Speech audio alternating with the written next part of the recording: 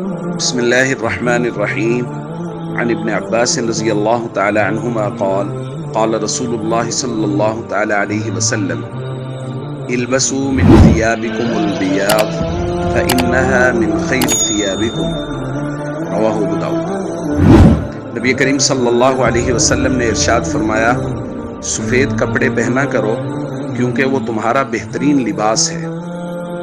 ایک دوسری روایت میں نبی کریم صلی اللہ علیہ وسلم نے ارشاد فرمایا، البسوا الثياب البیض فإنها اطہر واطیب، سفید کپڑے پہنا کرو کیونکہ وہ پاکیزہ اور منزہ لباس ہے۔ سیدہ عائشہ رضی اللہ تعالیٰ عنہ بیان فرماتی ہیں کہ رسول اللہ صلی اللہ علیہ وسلم سے ورقہ ابن نوفل کے بارے میں پوچھا گیا کہ ان کا آخرت میں کیا حال ہوگا، تو نبی کریم صلی اللہ علیہ وسلم نے ان کے بارے میں فرمایا، اریتہ فی المنام وعلیہ ثیاب بیض ولو کان من اہل النار لکان علیہ لباس غیر ذلک، کہ میں نے خواب میں دیکھا ہے کہ ورقہ ابن نوفل کے اوپر سفید رنگ کا لباس تھا۔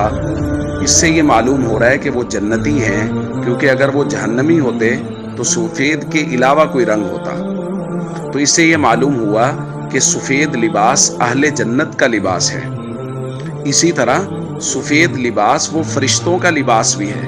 حضرت سعد بن ابی وقاص رضی اللہ تعالیٰ عنہ فرماتے ہیں، رأیت عن یمین رسول اللہ صلی اللہ علیہ وسلم وعن شمالہ یوم احد، میں نے رسول اللہ صلی اللہ علیہ وسلم کے دائیں بائیں احد کے دن دو لوگ ان کو لڑتے ہوئے دیکھا کہ ان کے کپڑے علیہما ثیاب بیض، وہ سفید کپڑے پہنے ہوئے تھے اور وہ رسول اللہ صلی اللہ علیہ وسلم کی حفاظت کر رہے تھے۔ نہ تو میں نے ان کو پہلے کبھی دیکھا اور نہ ہی میں نے ان کو اس کے بعد کبھی دیکھا، یعنی وہ جبریل اور میکائیل تھے جو نبی کریم صلی اللہ علیہ وسلم کی سفید کپڑے پہنے ہوئے حفاظت کر رہے تھے۔ دوستو، ان روایات سے ہمیں یہ بات معلوم ہوئی کہ سفید کپڑے پہننا وہ رسول اللہ صلی اللہ علیہ وسلم کو خود بھی پسند تھا، اور حضور نے امت کو بھی سفید کپڑے پہننے کی تلقین فرمائی ہے۔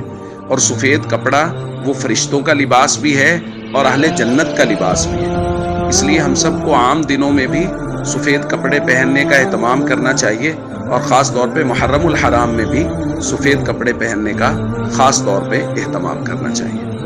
السلام علیکم ورحمۃ اللہ وبرکاتہ۔